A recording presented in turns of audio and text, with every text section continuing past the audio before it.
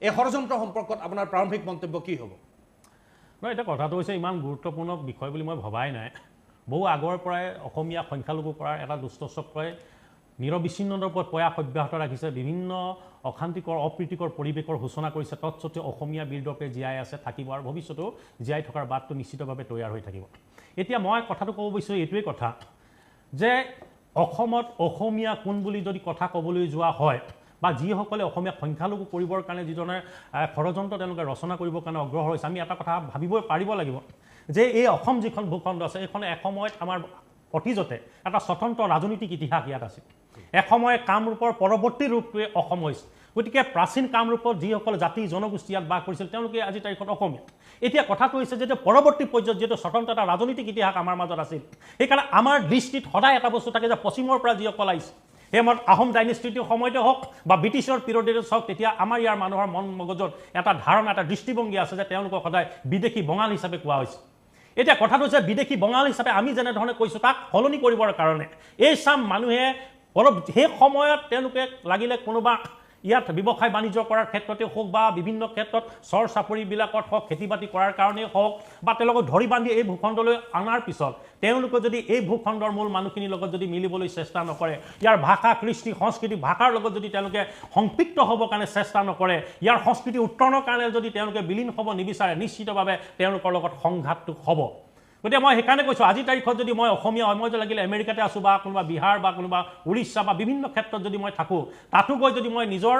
নিজৰ স্বকীয়তাটোকে যদি সেই জেগাটো মই অসমীয়া ক'বলৈ যাওঁ, নিজৰ অসমীয়া পৰিচয়টোক যদি প্ৰাধান্য দিবলৈ যাওঁ, তেতিয়া নিশ্চিতভাৱে তাৰ যিখিনি থলুৱা মানুহ থাকিব সেই অঞ্চলৰ মানুহৰ লগত এটা সংঘাতৰ ৰূপৰেখা তৈয়াৰ হ'ব। গতিকে আমি সেইকাৰণে ইয়াত ক'ব বিচাৰোঁ যে যিসকল ইয়ালৈ আহিল তেওঁলোকে আন্তৰিকতাৰে দায়বদ্ধতাৰে এনেকুৱা কূট কৌশলৰ পৰা বিৰত থাকি ইয়াত থকা প্ৰাচীন যিখিনি আদিবাসী আছে, ইয়াত থকা প্ৰাচীন যিখিনি খিলঞ্জীয়া ভূমিপুত্ৰ মানুহ আছে বা যিখন আমি কৈছোঁ যে এসময়ৰ কামৰূপৰ পৰৱৰ্তী ৰূপ যিহেতু অসম হৈছে, অসমত বাস কৰা যিসকল অসমীয়া মানুহ আছে তেওঁলোকৰ লগত হাতে হাত মিলাই আগবাঢ়িব লাগিব। আমাৰ ৰীতি নীতি পৰম্পৰাৰ লগত তেওঁলোকে একাত্ম হ'বৰ কাৰণে আন্তৰিকতাৰে অগ্ৰসৰ হ'ব লাগিব। যদিহে নহয় বা তেওঁলোকে যদি এনেকুৱা ধৰণৰ অদ্ভুত আচৰণবিলাক কৰিবলৈ চেষ্টা কৰে বা অসমত থাকি অসমীয়া সংখ্যালঘু কৰিবৰ কৌশল যদি তেওঁলোকে ৰচনা কৰিবলৈ অগ্ৰসৰ হয়, কাৰ আশীৰ্বাদত কাৰ আশীষ ধন্য এইবিলাক কথা কৈছে গুৰুত্বপূৰ্ণ নহয়। যদি এনেকুৱা ধৰণৰ এটা পৰিৱেশ তেওঁলোকে যদি সূচনা কৰিব বিচাৰে, তেতিয়াহ'লে যিকেইটা সংগঠনৰ যিকেইটা মানুহৰ নাম উচ্চাৰণ কৰিছে আহিবলগীয়া সময় নিশ্চিতভাৱে তেওঁলোকৰ লগত এটা সংঘাতৰ পৰিৱেশ তৈয়াৰ হ'ব। গতিকে মই সেইকাৰণে কওঁ যে সময় থাকোঁতে এনেকুৱা ধৰণৰ বক্তব্যৰ পৰা তেওঁলোকে বিৰত থাকিব লাগে। যিবিলাকৰ শ্ৰুতলিপিত থাকি তেওঁলোকে এটা অৰাজক পৰিৱেশ তৈয়াৰ কৰিবৰ কাৰণে চেষ্টা কৰিছে, অসমীয়া মাজত বিভ্ৰান্তি বিয়পাবৰ কাৰণে তেওঁলোকে চেষ্টা কৰিছে, এই ক্ষেত্ৰৰ পৰা তেওঁলোকে বিৰত থাকিবৰ কাৰণে আমি বীৰ আচিনা অসমৰ তৰফৰ পৰা আহ্বান জনাইছোঁ। হয়, মই আহিম আপোনাৰ ওচৰলৈ পুনৰবাৰ, কিন্তু এইখিনিতে আহিছোঁ মই মিন্নাতুলৰ ওচৰলৈ। আমছুৰ সাধাৰণ সম্পাদক মিন্নাতুল ইছলাম, এই সামগ্ৰিক কথাটো আপুনি ইতিমধ্যে বুজি উঠিলে, দৰাচলতে কি ধৰণৰ মন্তব্য কৰা হৈছে, কেনেদৰে অসমীয়াক সংখ্যালঘুত পৰিণত কৰাৰ ষড়যন্ত্ৰ ৰচা হৈছে, এই আহ্বান সম্পৰ্কে এই ঘটনা সম্পৰ্কত আপোনাৰ প্ৰাৰম্ভিক মন্তব্য কি হ'ব? আচলতে অসমীয়া ভাষালৈ আজি যে আলোচনাত অংশগ্ৰহণ কৰিছোঁ, নিজকে এজন অসমীয়া হিচাপে লাজ অনুভৱ কৰিছোঁ। যিহেতুকে 2024 চন 3 অক্টোবৰ তাৰিখে অসমীয়া ভাষাটোৰ ধ্ৰুপদী ভাষাৰ স্বীকৃতি পাইছিলে। অসম সাহিত্য সভাকে ধৰি অসমৰ বৌদ্ধিক সমাজে শতিকা জুৰি যিটো অসমীয়া ভাষাৰ ধ্ৰুপদী ভাষা কৰিবৰ কাৰণে যিটো তেওঁলোকে চেষ্টা কৰিছিলে, আৰু সেই সময়ত কেন্দ্ৰীয় কেবিনেটে ধ্ৰুপদী ভাষাৰ স্বীকৃতি দিলে আৰু আমাৰ প্ৰাচীন ভাষাটোৱে নান্দনিক এটা অলংকাৰ পিন্ধিলে। এই সময়তে এনেকুৱা স্বীকৃতিপ্ৰাপ্ত এটা ভাষাক কোনোবা অখ্যাত সংগঠনে বৃহত্তৰ অসমীয়া সমাজ, অসমীয়া ভাষাক, অসমীয়া জাতিটোক ভাবুকি দিব, চৰকাৰখনে কেনেকৈ বহি আছে মই এইটোহে এটা আচৰিত। চৰকাৰলৈ প্ৰশ্ন, যিখন ৰাজ্যত এটা কবিতা লিখিলে মানুহ গোচৰ ৰুজু কৰি জেলত ভৰাই থাকে, এইখন ৰাজ্যতে কোনো অখ্যাত সংগঠনৰ 3জনকৈ ব্যক্তিয়ে নাম নাজানো, নাম শুনিয়েই পোৱা নাই আৰু নাম ক'বলৈ ইচ্ছা প্ৰকাশ কৰা নাই, তেনে ব্যক্তিয়ে এনেকুৱা মন্তব্য ৰাখি গোটেই অসমৰ পৰিৱেশটো ধূসৰ কৰিব চেষ্টা কৰিছে। চৰকাৰে এই ক্ষেত্ৰত কিয় বহি আছে, আমাৰ এটা চৰকাৰলৈ এটা প্ৰশ্ন। আচলতে মাননীয় মুখ্যমন্ত্ৰী ডক্টৰ হিমন্ত বিশ্ব শৰ্মালৈ এটা প্ৰশ্ন, গৃহ বিভাগটো আপোনাৰ হাতত আছে, কিয় এটা ব্যৱস্থা গ্ৰহণ কৰা নাই? কিন্তু মই আপোনাক এটা কথা স্পষ্ট কৰিছোঁ অসম আমাৰ জন্মভূমি, অসম আমাৰ গৌৰৱ, অসমীয়া ভাষাৰ সংস্কৃতি অনাদি অনন্তকাললৈ শক্তিশালী ৰখাটো আমাৰ সকলো এটা দায়িত্ব। মই স্পষ্ট আৰু দৃঢ়তাৰে ক'ব বিচাৰোঁ, অসমীয়া ভাষাটো আমাৰ ভাষাৰে আমাক সকলোকে একত্ৰিত কৰিছে। আৰু মোৰ লগত যিগৰাকী আজিৰ পেনেলিষ্ট আছে ৰন্টু পানী ফুকন ডাঙৰীয়াৰ যিখিনি এটা মন্তব্য বা বক্তব্যত মই প্ৰায় একমত হৈ গৈছোঁ যে ভাষাৰ লগত কোনো ধৰণৰ আমাৰ কম্প্ৰমাইজ কৰিব নোৱাৰিম। আৰু এই ক্ষেত্ৰত এটা কথা ক'ব বিচাৰিছোঁ, যি তিনিজন ব্যক্তিয়ে এই বক্তব্য ৰাখিছে এইটো বৃহত্তৰ বিশেষকৈ সংখ্যালঘু সমাজৰ বক্তব্য কোনো কাৰণে কেতিয়াও হ'ব নোৱাৰে। যেনে অখ্যাতৰ মই আপোনাৰ সংবাদ মাধ্যমৰ জৰিয়তে মই তেওঁলোকক এটা প্ৰত্যাহ্বান জনাব বিচাৰিছোঁ, যিসকলে এনে ব্ৰুমৰ সন্মুখত অসমীয়া ভাষাটোক লৈ পেলাই ভাবুকি দিছে, অসমীয়া ভাষাক তেওঁলোকে সংখ্যালঘুত পৰিণত কৰিব চেষ্টা কৰিছে, তেওঁলোকে এটা দিবা স্বপ্ন দেখিছে। তেওঁলোকে 10জন মানুহ মাতি দেখাই দিয়ক তেওঁলোকৰ পিছফালে 10জন মানুহ আছে বুলি। মই কেতিয়াও নাভাবোঁ এইটো এটাৰ সম্পূৰ্ণ এইটো লাগিছে কাৰোবাৰ চক্ৰান্তৰ, কাৰোবাৰ এটা জালত ভৰি দিছে। গতিকে অসমীয়া সমাজখনক মই এইটো কথা ক'ব বিচাৰিছোঁ, আমাৰ বৃহত্তৰ অসমীয়া সমাজ এইবোৰক সদায় এৰাই চলিব লাগে, এইবোৰক প্ৰশ্ৰয় দিব নালাগে। এনেবোৰ শক্তিক এইটো এটা অপশক্তিভাৱে আমি সদায় বিবেচিত কৰি এইবোৰ আমাৰ সমাজৰ পৰা নাশ কৰিবলৈ সবে একত্ৰিত হৈ আৰু বৃহত্তৰ অসমীয়া সমাজখন ধৰি ৰখাৰ ক্ষেত্ৰত আমি সকলোৱে কাম কৰি যাব লাগে। হয়, এটা গুৰুত্বপূৰ্ণ কথা কৈছে যে অসমক বা অসমীয়াক আমি একগোট কৰি ৰখাৰ স্বাৰ্থত, নিজৰ ভাষাটো জীয়াই ৰখাৰ স্বাৰ্থত আমি সামূহিকভাৱে প্ৰচেষ্টা হাতত ল'বই লাগিব। আৰু যেতিয়াই এই ষড়যন্ত্ৰকাৰীসকলে মূৰ দাঙি উঠে তেতিয়াই এই ধৰণৰ ষড়যন্ত্ৰ মষিমূৰ কৰাটো আচলতে জাতি হিচাপে চৰকাৰৰ বা এই জাতিটোৰ প্ৰতিজন লোকৰ দায়িত্ব হ'ব। এতিয়া আমি এই কথাটো যদি আমি উল্লেখ কৰোঁ, আসাম ভূমিপুত্ৰ গণমঞ্চ তাৰ সভাপতি আব্দুল আৱাল আহমেদ, তাৰ সাধাৰণ সম্পাদক অধিবক্তা মহাবুল ৰহমান চৌধুৰী, প্ৰথমে অধিবক্তা মহাবুল ৰহমান চৌধুৰীয়ে এই ধৰণৰ এটা মন্তব্য দিছিল, এই ধৰণৰ আহ্বান জনাইছিল। তাৰ পাছত দেখা গ'ল তেওঁ এটা কথা উল্লেখ কৰিছিল যে অসমীয়া ভাষাটো, আমাৰ অসমীয়া ভাষাৰ যিটো স্বৰূপ আজিৰ তাৰিখৰ, অসমীয়া বৰ্ণ যি আমি লৈছোঁ সেয়া হেনো বঙালী ভাষাৰ পৰা লৈছোঁ। অসমীয়া ভাষাৰ তেনে কোনো সেই ধৰণৰ গুৰুত্ব বা অস্তিত্ব নাছিল। আমি বাঙালীৰ পৰা অনুকৰণ কৰি বাঙালীৰ লিপিলৈ গঢ় লৈ উঠা এটা ভাষা বুলি আমাক তেওঁ উল্লেখ কৰিছিল। এটা গুৰুত্বপূৰ্ণ কথা কৈছিল। ই কিমান গ্ৰহণযোগ্য বা কিমান ভাষাৰ তৰফৰ পৰা যদি অধ্যয়ন কৰা হয় ই কিমান সঠিক, সাহিত্যৰ তৰফৰ পৰা যদি অধ্যয়ন কৰা হয় ই কিমান সঠিক সেয়া জনাই জানে। তৎসত্ত্বেও সেই ধৰণৰ তেওঁ এটা কথা উল্লেখ কৰিছিল। আনহাতে আব্দুল আৱাল আহমেদ নামৰ আসাম ভূমিপুত্ৰ গণমঞ্চৰ সভাপতিজনে এটা কথা কৈছিল যে এই ভূমিতে হেনো তেওঁলোকৰ 5000 বছৰীয়া তেওঁলোকৰ অস্তিত্ব, 5000 বছৰ ধৰি এই ভূমিত আছে। এই ভূখণ্ডৰ নাম সময়ে সময়ে সলনি হ'ল, মানুহ সলনি হ'ল, আহিছে গৈছে, কিন্তু তেওঁলোক এই ভূখণ্ডৰ 5000 বছৰ ধৰি ইয়াত বসতি কৰি আছে। আৰু তেওঁলোক প্ৰব্ৰজিত লোক কোনো নহয়, তেওঁলোক ইয়াৰে বাসিন্দা এই দাবী কৰিছে। তেওঁলোকে কৈছে যে আজি যে এই যিসকলক মিয়া বুলি কোৱা হয় তেওঁলোকেই যে ফালৰি কাটি যাব বিচাৰিছে এনেকুৱা নহয়। আনকি আন জাতি জনগোষ্ঠীও হেনো অসমৰ পৰা অসমীয়া হিচাপে নিজকে চিনাকি দিব নিবিচাৰে। আনকি আহোমেও হেনো টাই ভাষা নিজৰ ভাষা বুলি কোৱাৰ তেওঁলোকে যেন পৰিকল্পনা কৰিছে, এই ধৰণৰ এটা মন্তব্য কৰিছে। আহোম জনগোষ্ঠী, যিটো জনগোষ্ঠীয়ে অসমৰ বৰ্তমানৰ স্বৰূপ গঢ়াত এটা গুৰুত্বপূৰ্ণ ভূমিকা লৈছিল, যিসকল হাড়ে হিমজুৱে অসমীয়া সেইসকলকো দৰাচলতে তেওঁলোকে তুচ্ছ তাচ্ছিল্য কৰিছে।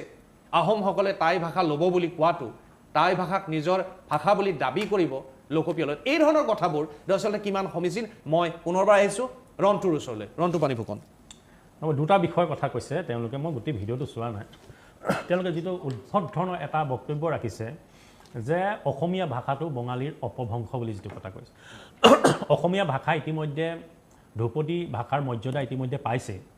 তাৰ লগে লগে প্ৰত্নস্তৰ যুগৰ পৰা, সেই চৰ্যাপদৰ দিনৰ পৰা বিভিন্ন স্তৰে স্তৰে অসমীয়া সাহিত্যই অসমীয়া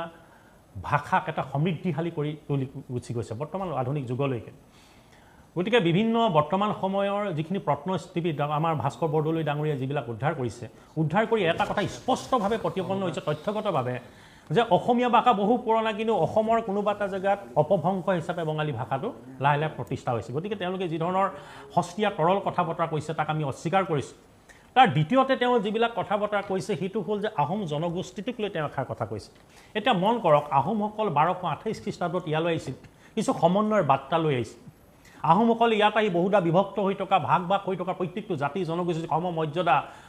স্বাভিমান সহকাৰে তেওঁলোকক সকলোকে ঐক্যবদ্ধ কৰি এটা অসমীয়া মহাজাতিৰ যিটো প্ৰাণ তেওঁলোকে প্ৰতিষ্ঠা কৰিলে। পৰৱৰ্তী পৰ্যায়ত সেই জাতিটোৱে লাহে লাহে সমৃদ্ধিশালী হ'বলৈ আৰম্ভ কৰিলে। প্ৰত্যেকটো জাতি জনগোষ্ঠীৰ ঐতিহ্যৰ স্বকীয়তাক তেওঁলোকে সন্মান দি মৰ্যাদা কৰি এটা জাতি মহাজাতিটোৰ প্ৰাণ তেওঁলোকে সঁচাকৈ একদম প্ৰতিষ্ঠা কৰিলে। আৰু যিটো জনগোষ্ঠীয়ে নিজৰ পৰম্পৰাগত যিমানবিলাক ৰীতি নীতিৰ পৰা আদি কৰি নিজৰ ভাষা সকলো বাদ দি ইয়াত থকা মানুহৰ লগত বিলীন হৈ গুচি গ'ল। ইয়াত থকা মানুহৰ ভৱিষ্যতৰ অৰ্থনীতি যিটো সুৰক্ষিত ভৱিষ্যত, সেই ভৱিষ্যতৰ কাৰণে জীৱন যৌৱন তেওঁলোকে উৎসৰ্গিত কৰিলে এটা দূৰদৰ্শী চিন্তা চেতনাৰে। ইয়াত এখন যিখন আহোম সাম্ৰাজ্য তেওঁলোকে প্ৰতিষ্ঠা কৰিলে, গতিকে সেই সাম্ৰাজ্যবাদী যিখন প্ৰতিষ্ঠা কৰিলে সেই জাতি জনগোষ্ঠীটোক তেওঁলোকে যিধৰণে তুচ্ছ তাচ্ছিল্য কৰিবলৈ গৈছে, ই একচুৱেলি এটা গৰিহণাৰ যোগ্য। আপোনাৰ ওচৰলৈ পুনৰবাৰ আহিম, কিন্তু এইখিনিতে আহিছে আব্দুল আৱাল আহমেদ, আছাম ভূমিপুত্ৰ গণমঞ্চৰ সভাপতি। তেখেতৰ লগত আমি হয়তো সংযোগ আমি স্থাপন কৰিবলৈ পাৰিছোঁ। হয়, আব্দুল আৱাল আহমেদ ডাঙৰীয়া নমস্কাৰ। আব্দুল আৱাল আহমেদ ডাঙৰীয়া নমস্কাৰ।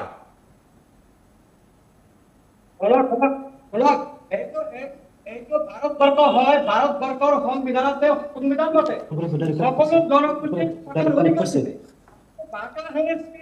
আব্দুল আৱাল আহমেদ ডাঙৰীয়া নিশ্চয় আমাক শুনিছে? নমস্কাৰ।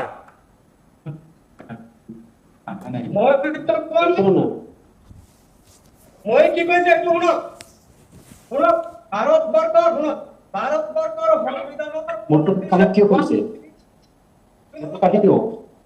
হয়,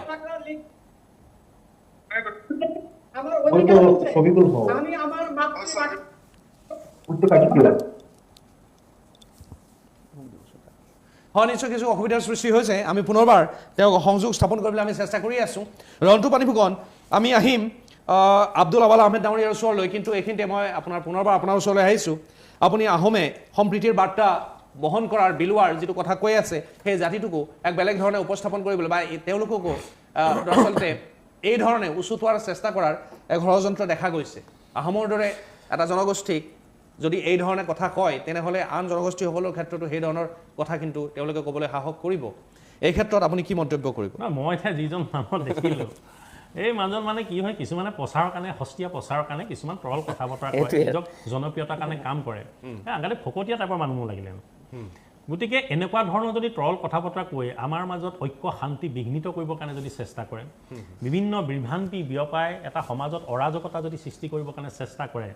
তেতিয়াহ'লে চৰকাৰখনে যদি সময় উপযোগী পদক্ষেপ গ্ৰহণ নকৰে, তেতিয়াহ'লে মই ভাবোঁ নিশ্চিত ৰূপত সেই গৌৰৱোজ্জ্বল মহিমামণ্ডিত জাতিটোৱে নিজাববীয়াকৈ ব্যৱস্থাটো গ্ৰহণ কৰিব। আৰু মইতো ক'ব পাৰোঁ যে এই এনেকুৱা ধৰণৰ কথা বতৰাবিলাক যদি পুনৰ আৰম্ভ কৰে, ৰাজহুৱাভাৱে যদি কোনোবা জেগাত পোৱা হয়, মই নিশ্চিতভাৱে ভাবোঁ কোনে কৰে নকৰক নেজানো, কিন্তু বীৰ লাচিত সৈনিকসকলে উপযুক্তভাৱে তেওঁক আপ্যায়ন যি ধৰণে কৰিব লাগে, মই ভাবোঁ এই কথা বতৰা কিনে নিশ্চিতভাৱে কৰিব। এইটো আপোনালোকক ন দি মই কৈ থৈছোঁ, এটা মুকলিভাৱে কৈছোঁ। মিন্নাতুল, হয়। এতিয়া দ্বিতীয় কথাটো হৈছে তেওঁ যিবিলাক কথা বতৰা কৈছে, এতিয়া আহোমক লৈ যিটো তাই কথাটো যিটো কৈছে, এটা বস্তু হৈছে যে বৰ্তমান সময়ত প্ৰত্যেকে গোষ্ঠীয় কিছুমান চিন্তা চেতনাই মানুহবিলাকক গ্ৰাস কৰিছে। প্ৰত্যেকে সময় পৰিৱেশ অনুযায়ী প্ৰত্যেকে কিছু কিছু শংকা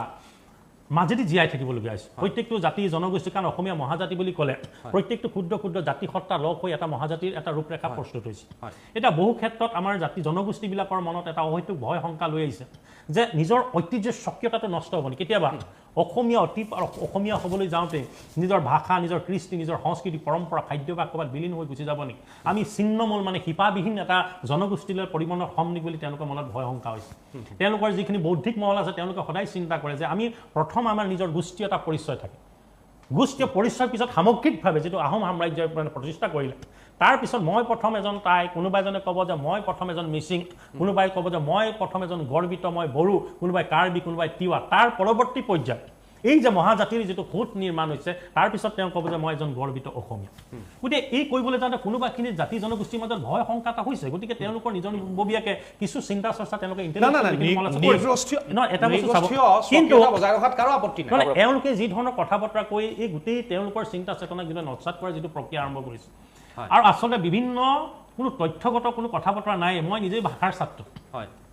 মই অসমীয়া সাহিত্যৰ মই ছাত্ৰ হয়। গতিকে অসমীয়া ভাষাটোৱে প্ৰত্নস্তৰ যুগৰ পৰা পৰ্যায়ক্ৰমে প্ৰণালীবদ্ধভাৱে কেনেকে আহি তৰপে আহি বৰ্তমানৰ সময়টো পাইছে হয়। আজি ভাস্কৰ বৰদলৈ লিখা মানুহে কালি পঢ়ি ওলোৱা প্ৰত্নৰ যিবিলাক লিপি ওলাইছে শিলালিপি ওলাইছে হয়। তাত এটা বস্তু প্ৰতিষ্ঠা হৈছে যে বঙালী ভাষাটো কালি পঢ়ি হোৱা ভাষা হয়।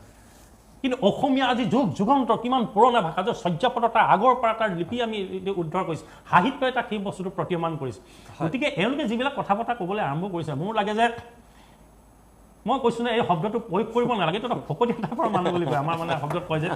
গতিকে এওঁলোকক ৰাস্তা পদে য'তেই পাব মই কৈছোঁ আজি দায়িত্ব সহকাৰে মই কৈছোঁ যে মই মিডিয়া সন্মুখত কৈছোঁ চৰকাৰখন যদি ব্যৱস্থা গ্ৰহণ নকৰে নিশ্চিতভাৱে ৰাজপথত য'তেই পাব বেলেগৰ কথা নাজানো কিন্তু আমাৰ বীৰ লাচিত সৈনিকসকলে কিন্তু তেওঁলোকক সেয়া শুশ্ৰূষাটো খুব সুন্দৰকৈ কৰিব এইটো মই আপোনাক কৈছোঁ হয় আপোনালোকে ব্যৱস্থা গ্ৰহণ কৰিব কিন্তু আপুনি এটা কথা উল্লেখ কৰিছিল যে এই ধৰণৰ সস্তীয়া জনপ্ৰিয়তা লাভৰ বাবে কিছু লোকে এই ধৰণৰ কৰ্মকাণ্ড কৰে আৰু তাৰে অংশ যেন আপুনি ধাৰণা কৰিছে কিন্তু মোৰ কিন্তু লগা নাই ই যে তেনেকুৱা এটা অংশ কাৰণ শুনক আপোনাৰ ওচৰলৈ আহিম মই আপোনাৰ ওচৰলৈ আহিম আসাম ভূমিপুত্ৰ গণমঞ্চ নামৰ অখ্যাত সংগঠন এটা তাৰে সাধাৰণ সম্পাদক অধিবক্তা মহাবুল ৰহমান চৌধুৰী তেওঁৰ ঘৰ কৰিমগঞ্জত তেওঁ গুৱাহাটীত থাকে এই সিজুবাৰীত মহানগৰীৰ সিজুবাৰীত হেনো ঘৰ এটাও সাজিছে তেওঁ হেনো অধিবক্তা গুৱাহাটীতে তেওঁ ওকালতি কৰে কৰিও অসমত থাকিও তেওঁ শংকিত গুৱাহাটীত থাকিও তেওঁ শংকিত তেওঁলোক হেনো অনেক সমস্যাৰ মাজত আছে আৰু তেওঁলোকৰ এই অখ্যাত সংগঠনটোৰে সভাপতি আব্দুল আৱাল আহমেদ এওঁ যদি বৰাক উপত্যকাৰ পৰা সেই তেওঁ চিঞৰটো মাৰিছে তাৰ প্ৰতিধ্বনি আকৌ ব্ৰহ্মপুত্ৰ উপত্যকাত প্ৰতিধ্বনিত হৈছে আব্দুল আৱাল আহমেদে কৈছে দুজন হ'ল তিনিজন হ'ল আন এটা সংগঠনৰ প্ৰাগজ্যোতিষপুৰীয়া দ্ৰাবিড়িয়ান পৰিষদ তাৰে সভাপতি এছাহক আলী দেৱান এইজন লোকেও সেই একেই কথা একে আহ্বান জনাইছে অসমীয়া বুলি নিজক ক'ব নালাগে নিজকে বঙালী বুলি দাবী কৰক অসমত অসমীয়া খিলঞ্জীয়া হ'ব এই ধৰণৰ কথা কৈছে আৰু এই আমি যিজন মহাবুৰ ৰহমান চৌধুৰীৰ কথা কৈ আছোঁ তেওঁ সেইদিনা যিটো মন্তব্য ৰাখিছিল আমি সেয়া শনিবাৰে সম্প্ৰচাৰ কৰিছিলোঁ আৰু আব্দুল আৱাল আহমেদে যিখিনি কথা কৈছে আমি কালি সম্প্ৰচাৰ কৰিছিলোঁ ইয়াত মহাবুৰ ৰহমান চৌধুৰীয়ে যি ধৰণে কৈছিল যে তেওঁলোকে ব্ৰহ্মপুত্ৰ উপত্যকাত বিভিন্ন অসুবিধাৰ সন্মুখীন হৈছে বঙালী লোকসকল ক'ত হৈছে দেখুৱাই দিব পাৰিব নেকি আমি যদি মহানগৰীৰ কথা কওঁ মালিগাঁও অঞ্চলত পাণ্ডু অঞ্চলত যিসকল বঙালী লোক আছে সুন্দৰকৈ দুৰ্গা পূজাৰে পৰা আন পূজা পাৰ্বণ সকলো উৎসৱ পাৰ্বণ সকলো সুন্দৰ ধৰণে উদযাপন কৰি আছে কোনো সমস্যাৰ সন্মুখীন হোৱা নাই ভাল ভাল পদত অধিষ্ঠিত হৈ আছে ভাল ভাল চাকৰি কৰি আছে আমি যদি কওঁ মহানগৰীৰ লাল গণেশ অঞ্চলটো বঙালী লোক অধ্যুষিত অঞ্চল তাত বঙালীসকলে কিবা অশান্তিত আছে নেকি সুন্দৰকৈ মিলিজুলি আছে এই লোকসকল সুন্দৰকৈ বেপাৰ বাণিজ্য চাকৰি বাকৰি কৰি স্বচ্ছল জীৱন কটাই আছে ক'ত সমস্যাত পৰিছে ব্ৰহ্মপুত্ৰ উপত্যকাৰ আমি যদি চিলাপথাৰৰ কথা কওঁ কোনোবা কেতিয়াবা দুষ্কৃতিকাৰীয়ে কিবা অপকৰ্ম কৰিছে তাৰ বিৰুদ্ধে তেওঁ শাস্তি পাইছে এয়া বঙালীয়ে কৰা নুবুজায় কোনো এজন লোকে কৰা বুজাইছে কিন্তু এনেই আমি যদি চাওঁ চিলাপথাৰ অঞ্চলত এই বৃহত্তৰ অঞ্চলত বঙালী লোকে বসবাস কৰে কেতিয়াবা অশান্তিত তেওঁলোকে আছে নেকি সুন্দৰকৈ চাকৰি বাকৰি বেপাৰ বাণিজ্য কৰি ধুনীয়াকৈ চলি আছে তেওঁলোকে ক'ত সমস্যাৰ সন্মুখীন হৈছে কিন্তু এনেদৰে বঙালী লোকসকলক বৰাক ব্ৰহ্মপুত্ৰ উপত্যকা নিৰ্বিশেষে সকলো বঙালীকে হিন্দু মুছলমান নিৰ্বিশেষে সকলো বঙালীকে একত্ৰিত কৰাৰ কাৰণে তেওঁলোকে চেষ্টা কৰিছে এজন লোকে কেৱল সস্তীয়া জনপ্ৰিয়তাৰ কাৰণে কৰা কাৰ্য বুলি আমি এইটো গ্ৰহণ কৰিব নোৱাৰোঁ কাৰণ দুজন আমি ইতিমধ্যে উল্লেখ কৰিলোৱে সভাপতি সম্পাদক একেটা অখ্যাত সংগঠনৰ আন এটা অখ্যাত সংগঠনৰ সভাপতি যি ধৰণৰ মন্তব্য কৰিছে এয়া সহজেই এৰি দিবলগীয়া কথা নহয় যদি অকণমান পুৰণি কথা মনত পেলাবলৈ চেষ্টা কৰোঁ বহু পুৰণি নহয় মাথো 5 বছৰমান পূৰ্বৰ কথা 2021 চনৰ অক্টোবৰ মাহত শিলচৰত এটা হুলস্থুলীয়া পৰিৱেশৰ সৃষ্টি হৈছিল কাৰণ শিলচৰ ৰেলৱে ষ্টেচনত জল জীৱন মিছনৰ এখন বেনাৰ কেইখনমান বেনাৰ তাত অসমীয়াত লিখা আছিল আৰু তাতে BDS নামৰ বৰাক ডেমক্ৰেটিক ফ্ৰণ্ট এই সংগঠনটো জাগি উঠিছিল তেওঁলোকে কৈছিল যে অসমীয়া লিপিবোৰ মচি দিব লাগে তাৰ পৰিৱৰ্তে বাঙালী হ'ব লাগে কিয় অসমীয়াত পোষ্টাৰ লগাব কিয় অসমীয়াত বেনাৰ লগাব এই ধৰণৰ তেওঁলোকে দাবী উত্থাপন কৰিছিল দাবী উত্থাপনে নহয় চিয়াহিৰে অসমীয়া ভাষা মচি দিছিল প্ৰদীপ দত্ত ৰয়ে ইয়াৰ নেতৃত্ব লৈছিল BDSৰ বৰাক ডেমক্ৰেটিক ফ্ৰণ্টৰ তাৰ লগত তেওঁলোকক সহযোগিতা কৰিছিল আন দুটামান সংগঠনে বৰাক ডেমক্ৰেটিক যুৱ ফ্ৰণ্ট আৰু বেংগলী ষ্টুডেণ্টছ ইউথ অৰ্গেনাইজেশ্যন একেইটাই লগ লাগি সেই ধৰণৰ পৰিৱেশৰ সৃষ্টি কৰিছিল তেওঁলোকৰ মতে অসমত বৰাক উপত্যকা হ'লেতো অসমৰ অংগ তাত বঙালী কোৱাত বঙালী লিখাত বা কাৰ্যালয়ত বঙালী ব্যৱহাৰ কৰাত কোনে বাধা দিছে কি অসুবিধাৰ সৃষ্টি হৈছে কিন্তু অসমৰ ভূখণ্ডত অসমীয়া লিখিব নোৱাৰিব কিয় এওঁলোকেই আকৌ এখন পৃথক ৰাজ্য বৰাক উপত্যকাৰ 3খন জিলাক লৈ বিচাৰে এওঁলোকে আকৌ সকলো সুবিধা বেলেগ ধৰণে বিচাৰে এই ধৰণৰ কথাবোৰ দৰাচলতে পুৰণি ইয়াৰ ইতিহাস ইয়াতকৈও পুৰণি বঙালী অসুৰক্ষিত হৈ থকাৰ কথা নহয় তেওঁলোকৰ কথা হ'ল অসমীয়াক অসমত তেওঁলোকে সংখ্যালঘুত পৰিণত কৰিব লাগে বৰাক উপত্যকাক পৃথক ৰাজ্য কৰিব লাগে এইবোৰ এজেণ্ডা তেওঁলোকৰ চলি আছে মই মিন্নাতুল আপোনাৰ ওচৰলৈ আহিছোঁ আপুনি কি ক'ব এই সন্দৰ্ভত যিজন আব্দুল আমান নামৰ ব্যক্তি ইতিমধ্যে তেওঁ দিনত আমি যিখন তেওঁ ফটো দেখিছিলোঁ আজি আপুনি স্ক্ৰীণত যিখন ফটো দেখিছে নহয় সম্পূৰ্ণতে পৃথক বেলেগ বেলেগ ব্যক্তি আচলতে তেওঁ ভয় খাইছে নেকি আহিবৰ কাৰণে ভইচটো কাৰ হয় আমি গম পোৱা নাই সেই ব্যক্তিবিলাকক কৈছোঁ তেওঁ তাইৰ কথাটো কৈছে তাই বুলি ক'লে আমি সদায় এটা নমস্কাৰ দিব লাগিব চাউলুং চুকাফাই বৰঅসম গঢ়ি গৈছে বৃহত্তৰ আজি অসমীয়া জাতিটো এক কৰি গৈছে অসমীয়া জাতি এক কৰি যোৱা বৰভেটিত আমি সকলোৱে একত্ৰিত হৈ আছোঁ আৰু ভৱিষ্যতলৈ আমি থাকিম সেইবিলাকে অধ্যয়ন কৰা নাই ইতিহাস নাজানে কাৰোবাৰ ছদ্মবেশীৰ ৰূপত তেওঁলোকে জীয়াই আছে কোনোবাৰ ডিকেশ্যন দিছে কাৰোবাৰ চুতলিটো তেওঁলোক চলি আছে কিন্তু এটা কথাৰ মই আচৰিত খাইছোঁ এইকাৰণে এওঁলোক তিনিজন ব্যক্তি যে অসমীয়া ভাষাৰটো ভাবুকি দিব আহিছে তেওঁলোকে যে ক'বই আহিছে তেওঁলোকৰ লগত কোন আছে তেওঁলোক ক'ৰ পৰা এইবিলাক হুংকাৰ দি আছে কোনোবা এখন জিলাৰ পৰা কোনোবা এটা কোণৰ পৰা দি আছে ন কোনোবা এটা এলেকাৰ পৰা দি আছে ন তেওঁলোকে আহক মুকলিকৈ আহক চহৰলৈ আহক কোনোবা এখন জিলাৰ চহৰলৈ আহক মহকুমালৈ আহক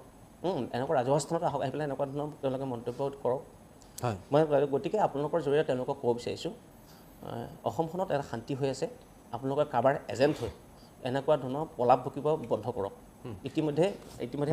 আমিও ক'ব বিচাৰিছোঁ মিনাতুল মই আপোনাৰ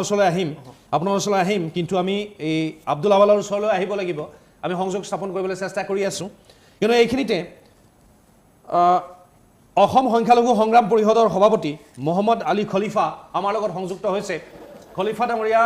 নমস্কাৰ এই আলোচনালৈ আপোনাক আদৰণি জনাইছোঁ এক গুৰুত্বপূৰ্ণ বিষয় যিটো বিষয় আমি কথা পাতি আছোঁ যে অসমত অসমীয়াক সংখ্যালঘুত পৰিণত কৰাৰ এক ষড়যন্ত্ৰ ৰচনা হৈছে বৰাক উপত্যকাত হোৱা ৰচনা ষড়যন্ত্ৰ আজি প্ৰতিধ্বনিত হৈছে ব্ৰহ্মপুত্ৰ উপত্যকাত আপোনাৰ মন্তব্য কি আপোনাৰ দলীয় স্থিতি কি সাংগঠনিক স্থিতি কি হয় নমস্কাৰ আসলে আপুনি যেটো ষড়যন্ত্ৰ ৰচনা কৰাৰ কথা কোৱা হৈছে আপুনি যেটো অধিকাৰৰ কথা ক'লে এই ষড়যন্ত্ৰ ৰচনাৰ মূল ভূতাটোৱে হৈছে অসমৰ মাননীয় মুখ্যমন্ত্ৰী হিমন্ত বিশ্ব শৰ্মা ডাঙৰীয়াই ইমান দিনে অবিভক্ত ভাৰতবৰ্ষৰ পূৰ্ববংগৰ যিসকল মুছলমান মানুহ আছিল তেখেতসকলে ইমান দিনে ষ্ট্ৰাগল কৰি আজি আহি গলপোষ্টৰ ওচৰ পোৱাৰ পিছত এই গলপোষ্টৰ পৰা আঁতৰাই পঠিওৱাৰ কাৰণে মুখ্যমন্ত্ৰী হিমন্ত বিশ্ব শৰ্মা ডাঙৰীয়াৰ যি ষড়যন্ত্ৰ এই ষড়যন্ত্ৰৰ আঁত ধৰিবলৈ কেইজনমান সংখ্যালঘু নেতাই উঠি পৰি লাগিছে আৰু এই কথাটোত আমাৰ তীব্ৰ বিৰোধিতা আছে কোনো কাৰণতে সেইসকল নেতাক আমি আমাৰ সংখ্যালঘু জনগোষ্ঠীৰ নেতা হিচাপে আমি কেতিয়াও মানি নলওঁ আৰু তেওঁলোকৰ লগত আমাৰ কোনো ধৰণৰ সম্পৰ্ক নাই যিসকলে অসম আৰু অসমীয়াক ফলচেকত পেলোৱাকৈ কোনো ধৰণৰ ষড়যন্ত্ৰ ৰচনা কৰিব সেইসকল মানুহ সংখ্যালঘু মুছলমানৰ শত্ৰু তেওঁলোকৰ শত্ৰু হিচাপে জ্ঞান কৰা হ'ব এই কথা কোনো ধৰণৰ দ্বিমত নাই আৰু যিসকল মানুহে এই কাম কাজবিলাক কৰিবলৈ লৈছে তেওঁলোকক আচলতে চৰকাৰে কঠোৰ হাতেৰে এইসকল মানুহৰ ওপৰত বিহিত ব্যৱস্থা গ্ৰহণ কৰিব লাগে অন্যথাই এইসকল মানুহৰ দ্বাৰাই এই যে পূৰ্ববংগীয় মুছলমানসকল ক্ষতিগ্ৰস্ত হ'ব অকল সেইটোৱেই নহয় গোটেই অসমখনেই ক্ষতিগ্ৰস্ত হ'ব তেওঁলোকৰ যি ষড়যন্ত্ৰ সেই ষড়যন্ত্ৰত তেওঁলোকক মানে আগবাঢ়ি দিব নোৱাৰিলে সেইসকল মানুহে যথেষ্টখিনি ক্ষতিৰ কাৰণ হৈ পৰিব গতিকে আমি অসম চৰকাৰক আবেদন জনাইছোঁ আমি যিসকল বুদ্ধিজীৱী মহল আছে তেওঁলোকসকলকো আমি আবেদন জনাইছোঁ যে এইসকল মানুহক কলিতে মষিমূৰ কৰিব লাগে আজি তেওঁলোকে যিবিলাক সংগঠনৰ নাম তেখেতসকলে উচ্চাৰণ কৰি আছে এই সংগঠনবিলাক তেওঁলোকে ক'ত বহি তেওঁলোকে গঠন কৰিছিলে আৰু আব্দুল আৱাল ডাঙৰীয়াক আজি ষ্টুডিঅ'ত থাকিলে ভাল আছিলে কিন্তু তেখেতক বাৰে বাৰে কানেকশ্যন কৰাৰ পিছতো তেখেতৰ লগত সংযোগ কৰিব পৰা নাই এতিয়া আৱাল ডাঙৰীয়াই কোনখন অভিৱৰ্তন পাতি সংখ্যালঘুসকলৰ কোনখন বুদ্ধিজীৱী সন্মিলন পাতি তেখেতসকলে সিদ্ধান্ত ল'লে যে অসমৰ সংখ্যালঘু মুছলমানসকলে আগন্তুক লোকপিয়ালত তেওঁলোকে বঙলা ভাষা লিখিব এই কথাখিনি আহ্বান জনাবলৈ আব্দুল আৱাল ডাঙৰীয়াই অধিকাৰ পদ পালে তেওঁ ইমানখিনি সাহস পদ পালে তেওঁ যদি ষ্টুডিঅ'ত থাকিলেহেঁতেন তেওঁলোকৰ লগত যদি সংযোগ স্থাপন কৰিব পৰা গ'লেহেঁতেন নিশ্চয়কৈ ভাল হ'লেহেঁতেন কিন্তু আচলতে আৱাল ডাঙৰীয়াৰ সৌভাগ্য তেওঁৰ কপাল ভাল যে আজি তেওঁ ষ্টুডিঅ'ত নাই আৰু আমিও পুখুৰীৰে ষ্টুডিঅ'ত উপস্থিত থাকিব পৰা নাই যাৰ কাৰণে আজি আৱাল ডাঙৰীয়াই ৰেহাই পাইছে আমি আজি ষ্টুডিঅ'ৰ আজি কৰ্মকৰ্তাসকলক আমি আহ্বান জনাম যে আগন্তুক দিনত আৱাল ডাঙৰীয়া এছাহক আলী দেৱান ডাঙৰীয়া আৰু যিসকল মানুহ আছে যে অসমীয়া জাতি গঠন প্ৰক্ৰিয়াত মানে বাধা দিয়া যিসকল মানুহ আছে হেঙাৰ ৰূপে সৃষ্টি কৰা যিসকল মানুহ আছে তেখেতসকলক মাতি আনক আৰু আমাকো মাতক, নিশ্চয়কৈ আমাৰ আৰ্মছৰ সাধাৰণ সম্পাদক মিন্নাতুল ডাঙৰীয়া আছে, তেখেতসকলকো মাতক, আমাৰ আৰু কিছুমান সাহিত্যিক বুদ্ধিজীৱী আছে, তেখেতসকলকো মাতক। খলিফা ডাঙৰীয়া আৰু আপোনাৰ এটাকালি ডাঙৰীয়া কিমান যুক্তি তেওঁলোকে দিব পাৰে অসমীয়া জাতি গঠন প্ৰক্ৰিয়াত আমাৰ এটা ভাল মানে পৰ্যায়লৈ আমি গৈ আছো। আজি আচলতে কৰাৰ কাৰণে হিমন্ত বিশ্ব শৰ্মা ডাঙৰীয়াৰ যিবিলাক হেডেন এজেণ্ডা আছে, সেই এজেণ্ডাবিলাক কাৰ্যকৰী কৰাৰ কাৰণে হিমন্ত বিশ্ব শৰ্মা ডাঙৰীয়াই যিবিলাক কথা ক'ব, তেখেতৰ কথাত আমি শ্ৰোতলভাৱে মাতি আমি আমাৰ জীৱনটো আমি ধ্বংস কৰিম, আমাৰ জাতিটোক আমি ধ্বংস কৰিম, আমাৰ এই জনগোষ্ঠীটোক আমি ধ্বংস কৰিম, এই কথাটো কোনো বাধ্যই হ'ব নোৱাৰে। তেওঁলোকে কি বুজি হিমন্ত বিশ্ব শৰ্মা ডাঙৰীয়াৰ লগত তেওঁলোকে এইবিলাক চুক্তিবোৰ আমি নাজানো। হয় হয় কওক খলিফা ডাঙৰীয়া, কথাটো হ'ল যি ধৰণৰ পৰিৱেশ পৰিস্থিতিৰ সৃষ্টি হৈছে বিষয়টো অতি গুৰুত্বপূৰ্ণ, আৰু সেইবাবে আমি এই দুয়োগৰাকী তেওঁলোকৰ বিষয়ববীয়াক আমি আমন্ত্ৰণ জনাইছিলোঁ। আমি মহাবুল ৰহমান চৌধুৰীক আমন্ত্ৰণ জনাইছিলোঁ, তেওঁ কৰিমগঞ্জত থকা বুলি কৈছে, গুৱাহাটীৰ ঘৰত হেনো নাই। শেহতীয়া পৰিৱেশ পৰিস্থিতিত তেওঁৰ এই ধৰণৰ চাপ সৃষ্টি হৈছে, তেওঁ মধুমেহ ৰোগত হেনো আক্ৰান্ত হৈছে, বিচনাত পৰি আছে। মই ফোন কৰিছিলোঁ, বহু চেষ্টা কৰি আমি ফোন নম্বৰ সংগ্ৰহ কৰিছিলোঁ আৰু তেওঁক যোগাযোগ কৰিছিলোঁ। এতিয়া মধুমেহ ৰোগত হেনো তেওঁ অসুবিধা পাই আছে, বিচনাত পৰি আছে আৰু এই বিষয়টোলৈ আহিবলৈ বিচৰা নাই। প্ৰথমতে তেওঁ জুই লগাই দিছে, তাৰপিছত চাইছে। এতিয়া আমি আব্দুল আৱাল আহমেদ ডাঙৰীয়াকো বাৰে বাৰে আমাৰ দুগৰাকীকৈ সাংবাদিকে তেওঁৰ বাসগৃহলৈ গৈছে বিচাৰি, তাত যথেষ্ট চেষ্টা কৰা হৈছে তেওঁক লগ পাবলৈ। প্ৰথমতে লগ দিয়া নাছিল, লগ দিলে আমি কেনেবাকৈ তেওঁক সৈমান কৰিলোঁ যে আপুনি আহক, আকৌ কৰিবলৈ চেষ্টা কৰিলোঁ, কিন্তু নাহিল, নাহে। তেওঁ নাহোঁ বুলি কৈছে, গুৱাহাটীলৈ নাহে, তেওঁ গুৱাহাটীলৈ নাহে। ঠিক আছে, গুৱাহাটীলৈ নাহে, তেওঁৰ বাসগৃহলৈ আমি দুগৰাকীকৈ সাংবাদিকক প্ৰেৰণ কৰিছোঁ, তেওঁলোক গৈছে। এতিয়া অনলাইনত সংযুক্ত হোৱাৰ চেষ্টা চলাই আছে, তাৰ বাবেও বহুত তেওঁক বুজাবলগীয়া হৈছে। প্ৰথমে নাহিল বাবে আমি এই ধৰণৰ ব্যৱস্থা কৰিলোঁ। তাৰ পাছত তেওঁ অনলাইন যোগেও সংযুক্ত হ'বলৈ ইচ্ছা প্ৰকাশ নকৰে, আমি যথেষ্ট যুক্তি প্ৰদৰ্শন কৰিলোঁ। যদি আপোনালোকৰ নিজৰ কথাখিনি আপোনালোকে সৎভাৱে ৰাইজৰ ওচৰত দাঙি নধৰে, ধৰিবলৈ সাহস নাই, তেনেহ'লে আপোনালোকে কিহৰ সংগঠন কৰিছে, কেনেকৈ সাংগঠনিক কাম কাজ চলাব? আপোনালোকৰ সংগঠনৰ ওপৰতে সন্দেহ আছে। এই ধৰণৰ কথাবোৰ কৈছোঁ, শেষত তেওঁ সন্মতি প্ৰদান কৰিছে, এতিয়াও চেষ্টা কৰি থকা হৈছে সংযোগ স্থাপনৰ বাবে। বুদ্ধিজীৱীক মাতি নি তেওঁ আলাপ আলোচনা কৰি এই সিদ্ধান্ত গ্ৰহণ কৰিছে। কথাবোৰ প্ৰশ্নৰ উত্তৰতে আৱাল ডাঙৰীয়াৰ হাতত নাই, যাৰ কাৰণে আৱাল ডাঙৰীয়াই পলায়নবাদী মনোভাৱ লৈ আজি তেওঁ ষ্টুডিঅ'ত অহা নাই, তেওঁ আচলতে টেলিফোনত তেওঁ সংযোগ কৰিব পৰা নাই। আচলতে এইবিলাকেই মূল কাৰণ। গতিকে এইসকল মানুহ কোনোবা চৰকাৰী ষড়যন্ত্ৰৰ বলি হৈছে, তেওঁলোকে চৰকাৰী ষড়যন্ত্ৰৰ কোনোবা লোভ লালসাত পৰি আচলতে তেওঁলোকে এনেকুৱা ধৰণৰ বিবৃতিবিলাক দিবলৈ আৰম্ভ কৰিছে। কিন্তু আমি অসম সংখ্যালঘু সংগ্ৰাম পৰিষদে আৱাল ডাঙৰীয়াক আমি সকীয়াই দিছো যে আমি আৰু কেতিয়াও 100 বছৰ পিছুৱাই যোৱাৰ ইচ্ছা আমাৰ নাই, সেই ধৈৰ্য আমাৰ নাই। আমি কৈছো যে এই বংগীয় মূলৰ মুছলমানসকলে ষ্ট্ৰাগল কৰি কৰি আজি তেওঁলোকে গ'ল পোষ্টৰ ওচৰত পাইছে, কিন্তু মুখ্যমন্ত্ৰী ডাঙৰীয়াই এই যে আমি গ'ল দিয়াৰ যিটো আমাৰ প্ৰক্ৰিয়া মানে যিটো অব্যাহত আছে, সেই প্ৰক্ৰিয়াৰ পৰা আঁতৰাই পঠোৱাৰ কাৰণে মুখ্যমন্ত্ৰী ডাঙৰীয়া আচলতে এইবিলাক ষড়যন্ত্ৰ কৰিছে। তেওঁৰ বুকুৰ কুটুম যিসকল মানুহ আছে, আজি যিসকলে বঙলা ভাষা কয়, বঙলা ভাষা লিখে, তেখেতসকলক আচলতে অগ্ৰাধিকাৰ দিয়াৰ কাৰণে হিমন্ত বিশ্ব শৰ্মা ডাঙৰীয়াই এইবিলাক ষড়যন্ত্ৰ কৰিছে। আজি হিমন্ত বিশ্ব শৰ্মা ডাঙৰীয়াই আমাক ক'ব পাৰে যে বঙলা লিখিব লাগে বুলি, তেওঁ সেই কাছাৰত গৈ তেওঁলোকে শিলচৰত গৈ তেওঁলোকে কিয় ক'ব নোৱাৰে মুখ্যমন্ত্ৰীয়ে যে শিলচৰ যিহেতু অসমৰ অন্তৰ্ভুক্ত এটা অংগ? নহয়, তাতো এটা কথা আছে। মুখ্যমন্ত্ৰী আপুনি মুখ্যমন্ত্ৰীৰ কথা কৈছে, মুখ্যমন্ত্ৰীগৰাকীৰ কথা যিহেতু উল্লেখ কৰিছে, মুখ্যমন্ত্ৰীগৰাকীয়ে ক'ব নেকি যে অসমত অসমীয়াৰ বিৰুদ্ধে ষড়যন্ত্ৰ কৰক? খলিফা ডাঙৰীয়া, আমাৰ প্ৰশ্ন, খলিফা ডাঙৰীয়া আমাৰ প্ৰশ্ন, মুখ্যমন্ত্ৰীগৰাকীয়ে ক'ব নেকি যে সংখ্যালঘু লোকে অসমীয়াৰ বিৰুদ্ধে ষড়যন্ত্ৰ কৰক? মুখ্যমন্ত্ৰীগৰাকী এগৰাকী অসমীয়া মানুহ হৈ অসমীয়াৰ বিৰুদ্ধে ষড়যন্ত্ৰত লিপ্ত হ'ব নেকি কোনোবা? খলিফা ডাঙৰীয়া, নহয় শুনক, খলিফা ডাঙৰীয়া, আপোনাৰ জাতিটোৰ প্ৰতি যি মৰম বা আদৰ, তাক আমি আদৰণি জনাইছো, আমি স্বাগতম জনাইছো। খলিফা ডাঙৰীয়া, আপুনি যদি মোৰ কথা শুনি আছে, আপুনি আপোনাৰ জাতিটোৰ প্ৰতি যি মৰম বা দায়বদ্ধতা, আমি তাক সন্মান জনাইছো। কিন্তু আপুনি যিটো কথা কৈছে মুখ্যমন্ত্ৰীগৰাকীয়ে ষড়যন্ত্ৰত লিপ্ত হৈছে, মুখ্যমন্ত্ৰীগৰাকীয়ে এগৰাকী অসমীয়া মানুহ হৈ এই ধৰণৰ ষড়যন্ত্ৰ কৰিব নেকি যে কোনোবাই অসমীয়াৰ বিৰুদ্ধে শ্লোগান দিয়ক, অসমীয়াক সংখ্যালঘুত পৰিণত কৰাৰ চেষ্টা কৰক? মুখ্যমন্ত্ৰীগৰাকীয়ে কিয় দিব? গতিকে সকলো ক্ষেত্ৰতে মুখ্যমন্ত্ৰীগৰাকী কিবা ৰাজনৈতিক স্বাৰ্থ আছে যাৰ কাৰণে ৰাজনৈতিক কথাটো আন কথা মুখ্যমন্ত্ৰীগৰাকীয়ে যদি নিজৰ জাতিৰ মানুহকে সংখ্যালঘুত পৰিণত কৰে মুখ্যমন্ত্ৰীগৰাকীৰ কি লাভ হ'ব ধৰা হ'ল কোনোবাই মুখ্যমন্ত্ৰীগৰাকীক বেয়া পায় ভাল যে পাবই লাগিলে এনেকুৱা কোনো কথা নাই নাই ধৰা হ'ল এটা যুক্তিৰ কথা খলিফা ডাঙৰীয়া যিহেতু বঙলা ভাষাৰ যিটো দোৱানটো প্ৰয়োগ কৰে গতিকে তাকে নকৰি অসমৰ সংখ্যালঘু মুছলমানসকলে চৰুৱা মুছলমানসকলে তেওঁলোকৰ ঘৰুৱা ভাষাটো তেওঁলোকে অসমীয়া ভাষা ব্যৱহাৰ কৰক এই কথাতে মুখ্যমন্ত্ৰী আহ্বান জনাব লাগিছিল তাকে নকৰি যে অসমৰ চৰ চাপৰি মুছলমানসকলে তেওঁলোকে লোকবিয়ালত বঙলা ভাষা লিখিলে লিখক কিবা লিখে লিখক এইবিলাক কথা তেওঁ কিয় ক'ব সেয়া হয় কিবা তিক্ততাপূৰ্ণ কথাৰে কৈছে যিবোৰ কাণ্ডকলাপ হৈ আছে তাৰ বাবে তিক্ততা আহি ক'ব পাৰে সেই বুলি আপুনি ক'ব পাৰে নেকি এগৰাকী অসমীয়া মানুহে অসমীয়াৰ বিৰুদ্ধে ষড়যন্ত্ৰ কৰিব মুখ্যমন্ত্ৰী হওক বা আন কোনোবা এগৰাকী ব্যক্তি হিচাপে ভাবকচোন ক'ব পাৰে জানো কেতিয়াও নকয় তাতে আৰু মুখ্যমন্ত্ৰী কেতিয়াও নকয় আপুনি আজি মুখ্যমন্ত্ৰী হৈ লিখাৰ কথা কৈছে হয় মই মুখ্যমন্ত্ৰী বুলি নহয় যিকোনো অসমীয়াই নকয় নহয় মুখ্যমন্ত্ৰী আপুনি যদি নিজকে অসমীয়া বুলি কয় নহয় মুখ্যমন্ত্ৰী বুলি প্ৰশ্ন নাই মুখ্যমন্ত্ৰীৰ কথা আহি নকয় এজন অসমীয়া মানুহে অসমীয়া ল'ৰাক হত্যা কৰাৰ কাৰণে কিন্তু ষড়যন্ত্ৰ ৰচনা কৰিছিল ল'ৰাক গুপ্ত হত্যা কৰিলে এই কথা আপুনি কিয় অস্বীকাৰ কৰে কোনোবাই গুপ্ত হত্যা কৰিছে বেলেগ কথা কোনোবাই গুপ্ত হত্যা কৰিছে কৰা নাই আদালত আইন আদালত আছে প্ৰতিষ্ঠা হ'ব খলিফা ডাঙৰীয়া আইন আদালত আছে কোনোবাই হত্যা কৰিছে নাই আইন আদালত আছে খলিফা ডাঙৰীয়া মোৰ কথাটো শুনক কোনোবাই গুপ্ত হত্যা কৰিছে কিবা অভিযোগ আছে আপুনি অভিযোগ দিয়ক খলিফা ডাঙৰীয়া শুনক কোনোবাই আপুনি যিহেতু গুপ্ত হত্যাৰ কথাটো আনিছে গুপ্ত হত্যা যদি কৰিছে আইন আদালত আছে আইন আদালতত ইয়াৰ বিচাৰ হ'ব প্ৰতিষ্ঠা হ'ব যদি কোনোবা দোষী তেনেহ'লে শাস্তি প্ৰদান কৰা হ'ব মই মুখ্যমন্ত্ৰী বুলিয়েই কোৱা নাই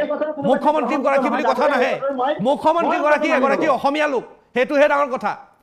কোনোবাই গুপ্ত হত্যা কৰিছে তাৰ কাৰণে আপুনি এতিয়াৰ মুখ্যমন্ত্ৰীগৰাকীক খাউৰিব বা কোনোবাই যদি গুপ্ত হত্যা কৰিছে সেয়া আইন আদালতৰ বিষয় যদি কৰিছে যিয়ে কৰিছে তেওঁ শাস্তি পাব কোনোবা মুখ্যমন্ত্ৰী হওক আপুনি হওক মই হওক শাস্তি আইন আদালতে দিব কিন্তু বৰ্তমানৰ মুখ্যমন্ত্ৰীগৰাকীৰ তাৰ লগত সম্পৰ্ক আছে নেকি আইন আদালতে কিবা সেই ধৰণৰ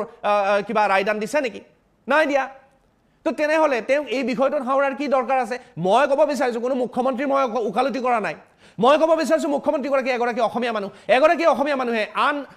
এগৰাকী অসমীয়াৰ বিৰুদ্ধে বা অসমীয়া জাতিটোৰ বিৰুদ্ধে কেনেকৈ ষড়যন্ত্ৰ ৰচিবহে আপুনি যেতিয়া নিজকে অসমীয়া বুলি কয় আপুনি অসমীয়া ভাষাটোক ধ্বংস হৈ যোৱাটো অসমীয়া জাতিটো শেষ হৈ যোৱাটো বিচাৰিব নোৱাৰে কাৰণ আপুনি কৈছে মই নিজেই অসমীয়া জাতিটোৰ এটা অংগ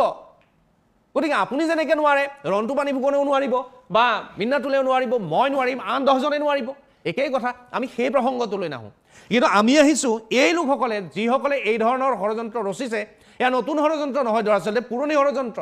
বহু পূৰ্বৰে পৰা মই উদাহৰণ দিছোঁ মানুহকো প্ৰতিহত কৰাৰ কাৰণে সেইসকল মানুহক মহিমূৰ কৰাৰ কাৰণে কিন্তু প্ৰথমতে মই কিন্তু চৰকাৰক আহ্বান জনাইছোঁ যে সেইসকল মানুহক যিকোনো মূল্যৰ বিনিময়ত সেইসকল মানুহক আমি বাধা দিব লাগিব সেইসকল মানুহৰ এই যিটো ষড়যন্ত্ৰ সেই ষড়যন্ত্ৰ আমি মহিমূৰ কৰিব লাগিব আচ্ছা মই এই প্ৰশ্নটো মই আব্দুল চৰকাৰে ইয়াৰ ওপৰত এক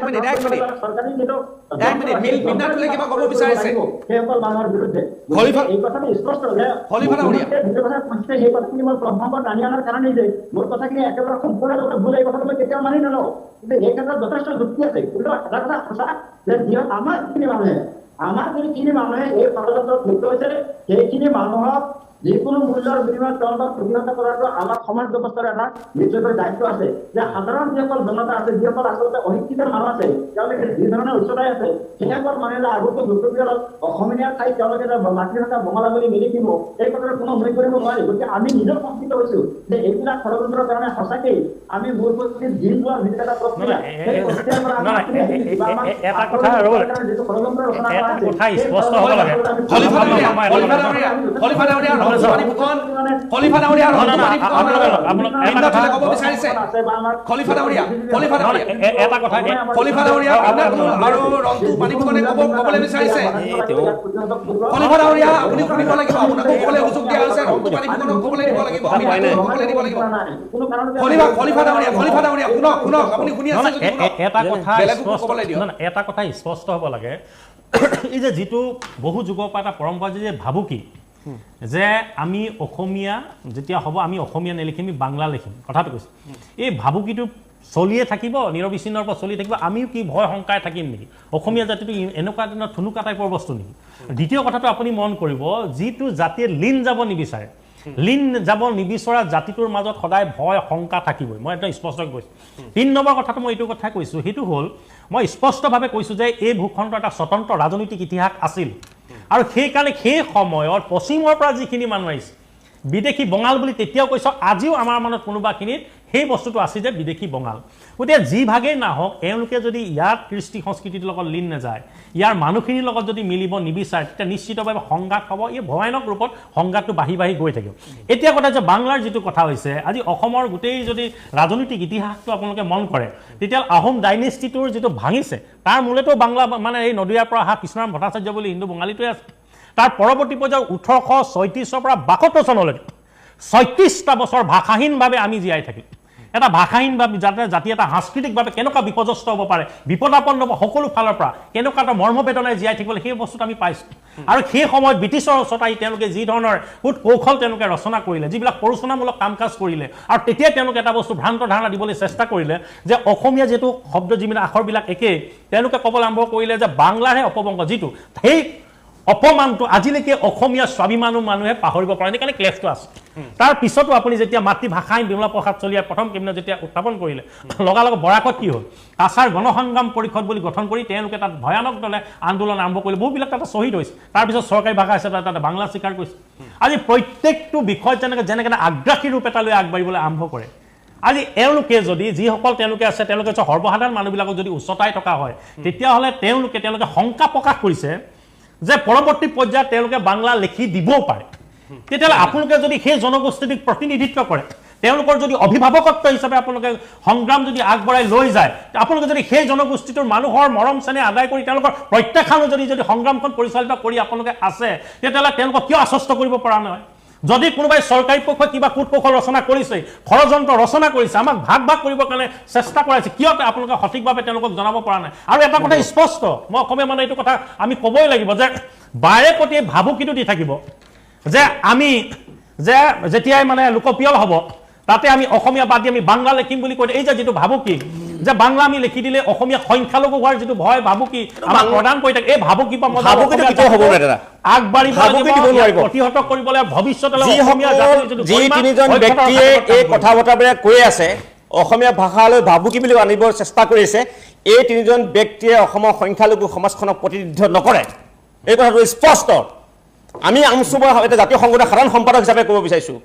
এই তিনিজন ব্যক্তিয়ে অসমৰ ইতিহাস অধ্যয়ন কৰা দৰকাৰ চৰ চাপৰি মুছলমানে ইতিমধ্যে গোটেই অসমীয়া বৃহত্তৰ জাতিৰ লগত জিন গৈছে 1929 চনৰ পৰা 29 চনৰ অসম সাহিত্য সভা অধিৱেশনত চৰ চাপৰি মুছলমানে জাতীয় সংগীত পৰিৱেশন কৰিছে এইবোৰ কথা তেওঁলোকে মনত ৰাখিব 1940 চনত চৰ চাপৰি আপোনাৰ অসম সাহিত্য সভাত লেটাৰ প্ৰেৰণ কৰিছে অসমীয়া ভাষাটো অসমৰ প্ৰতিটো চুকে কেনে থাকিব লাগে বুলি এইবোৰ কথা নাজানে এই কথাটো আমি স্পষ্ট ক'ব বিচাৰিছোঁ তেওঁলোকে পলাপ বোকা বন্ধ কৰক অসমখন ধূসৰ কৰিব চেষ্টা নকৰিব অসমখন আমি সকলোৱে অসমখন নিৰ্মাণ কৰিব শক্তিশালী অসম নিৰ্মাণ কৰিব অসমত অসমীয়া ভাষা অনাদিকালে শক্তিশালী ওপৰত থাকিব লাগিব গতিকে আমি আপোনালোকৰ দ্বাৰাই এই কথাটো মই আপুনি দিনত ফোন কৰোঁতে মই কথাটো কৈছিলোঁ যে যিহেতুকে আমি বিষ্ণু নিৰ্মলা ভ্ৰমণত অহা 19 তাৰিখে অসমৰ সংখ্যালঘু দল সংগঠন অসমৰ বৌদ্ধিক সমাজক যিসকল বৌদ্ধিক সমাজক লগত লৈ যিসকলে অসমখন এটা ধূসৰ কৰিব চেষ্টা কৰিছে অসমৰ বৃহত্তৰ জাতি গঠনত তেওঁলোকে ভাগ কৰিব চেষ্টা কৰিছে অসমীয়া ভাষাটো যি সংখ্যালঘু কৰিব যে যি তিনিজন ব্যক্তিয়ে কাৰোবাৰ চোতল ব্যক্তিয়ে কাম কৰিছে এই অখ্যাত সংগঠনৰ ব্যক্তি হ'ল আমি সকীয়াই দিব বিচাৰিছোঁ অহা 19 তাৰিখে আমচুৱে বিষ্ণু নিৰ্মলা ভৱনত এখন নাগৰিক সভাৰ জৰিয়তে অসমৰ ৰাইজলৈ আকৌ এটা বাৰ্তা প্ৰেৰণ কৰিব যে আজি প্ৰায় 150-200 বছৰৰ আগতে চেঞ্চাছত অসমৰ সংখ্যালঘু মানুহে অসমীয়া লিখিছিলে আজিও আকৌ লিখিব অধিক ভৱিষ্যতেও লিখিব এই বাৰ্তা আকৌ যাব গতিকে আমি সেইসকলক ক'ব বিচাৰিছোঁ আপোনালোকৰ জাতীয় জীৱনৰ প্ৰতি কোনো ধৰণৰ অৱদান নাই আপোনালোকৰ স্বয়ংভূ গতিকে কথা বতৰা কওঁতে চিন্তা কৰিব অসমখনক ভাগ কৰিব চেষ্টা নকৰা আমাৰ সকলোৰে দায়িত্ব হ'ব অসম নিৰ্মাণ কৰা গতিকে অসম নিৰ্মাণ কৰাৰ ক্ষেত্ৰত আপোনালোকে ক'ৰবাত হেঙাৰ হ'ব সেই ক্ষেত্ৰত কোনো কাৰণে কেতিয়াও আমি কোনো ছাত্ৰ সংগঠন হিচাপে আমাৰ যিখিনি দায়িত্বত থাকে আপোনালোকক বাধা দিবলৈ আমি চেষ্টা কৰি যাম সুন্দৰ মই এইখিনিতে আমাৰ পিছিআৰ টিমক আহ্বান জনাইছোঁ আব্দুল আৱাল আহমেদক যদি সংযোগ স্থাপন কৰিব পৰা হয় অনুষ্ঠানৰ শেষত এবাৰ হ'লেও ল'বলৈ চেষ্টা কৰিম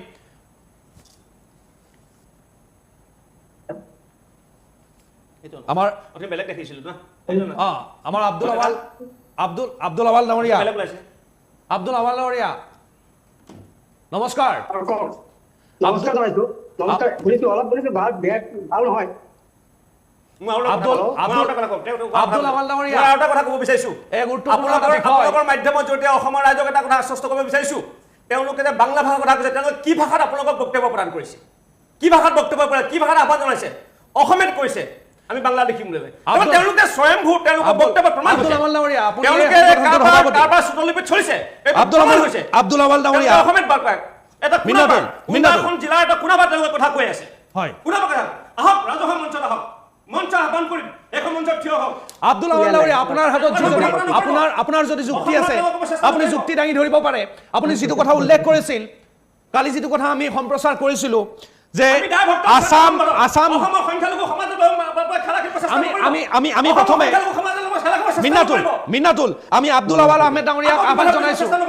আব্দুল আৱাল আহমেদ ডাঙৰীয়া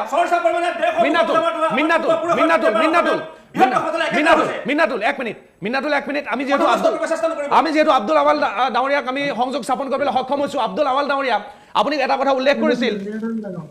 কথা উল্লেখ কৰিছিল যে আপোনালোকে আহ্বান জনাইছিল অসমত যিসকল খিলঞ্জীয়া লোকসকল আছে হিন্দু মুছলমান নিৰ্বিশেষে অসমীয়াক বাদ দি বাংলাক নিজৰ মাতৃভাষা ৰূপে গ্ৰহণ কৰিব লাগে লোকপিয়লত উল্লেখ কৰিব লাগে এই কথাটো যিটো কৈছিল সেইটো কথা পুনৰবাৰ আপুনি এবাৰ নিজ মুখেৰে এই অনুষ্ঠানত কোৱাটো বিচাৰিছো আব্দুল আৱাল ডাঙৰীয়া আপোনাৰ মন্তব্য ৰাখিব পাৰে বক্তব্য ৰাখিব পাৰিব আব্দুল আৱাল ডাঙৰীয়া এই অনুষ্ঠানলৈ আপোনাক আদৰণি জনাইছো আপোনাৰ মন্তব্য দিবলৈ আমি আহ্বান জনাইছো আব্দুল আৱাল ডাঙৰীয়া আপুনি যদি আমাক শুনি আছে আপোনাৰ তেখেতক প্ৰত্যাহ্বান জনাব বিচাৰিছো অসমৰ সংখ্যালঘু প্ৰধান ঠাইত সংখ্যালঘু বসবাস ঠাইত এখন বংগলী মূলৰ বেংগলী মাধ্যমে এখন বিদ্যালয় আপুনি দেখাই দিয়ক এখন বিদ্যালয় দেখাই দিয়ক ৰাজহুৱা জীৱন ত্যাগ কৰি এখন বিদ্যালয় দেখাই দিয়ক নমস্কাৰ জনাইছো যদি আমাৰ ল'ৰা ছোৱালী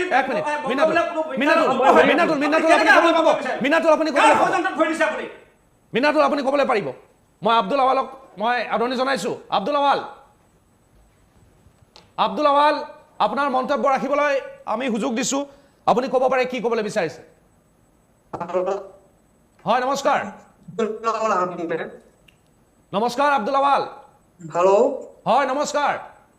হেল্ল' শুনি আছো আব্দুল আৱাল ডাঙৰীয়া নমস্কাৰ হয় আপুনি কি ক'বলৈ বিচাৰিছিল অলপ শুনি আছো ভালদৰে হয় কওকচোন আপুনি কি ক'বলৈ বিচাৰিছিল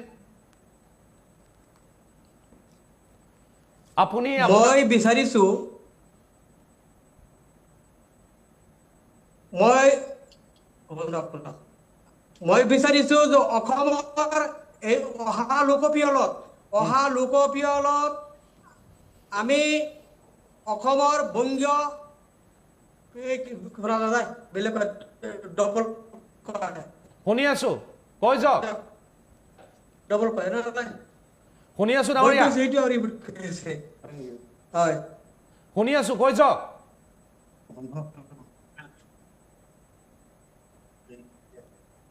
অসমৰ বংগীয় কি কৈছিল কৈ যাওক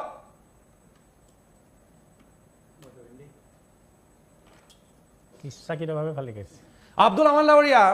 আপোনাৰ যোগাযোগত সমস্যা হৈছে নে সমস্যা হোৱাৰ ভাও জুৰিছে আব্দুল আৱাল ডাঙৰীয়া মিন্নাতুল যেতিয়ালৈকে সংযোগ স্থাপন যদি সঁচাকৈ সংযোগ বিচ্ছিন্ন হৈছে তেনেহ'লে সংযোগ স্থাপন কৰা হ'ব মই আপোনাৰ ওচৰলৈ আহিছোঁ আব্দুল আৱালে কি কয় কি আহ্বান জনায় আমি পুনৰবাৰ আহিম আমাৰ PCR টিমে জনাব কেতিয়া আব্দুল আৱালৰ সংযোগ স্থাপন হয় যদি বিচ্ছিন্ন হৈছে আপুনি কি ক'ব বিচাৰিব তেখেতে ইমানলৈকে আগবাঢ়িছিল যে বংগীয় মূলৰ তাত ৰৈ গৈছিল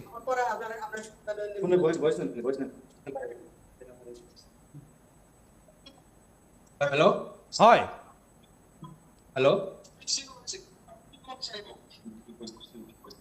হয় শুনি আছো আব্দুল আৱাল ডাঙৰীয়া আপুনি এই অনুষ্ঠানত নিজ মুখেৰে কোৱাটো বিচাৰিছো কি ক'বলৈ বিচাৰিছে কি আহ্বান জনাইছিল দুজনকে আমাৰ ৰৈ আছে প্ৰত্যুত্তৰ দিবলৈ মইতো আছোৱেই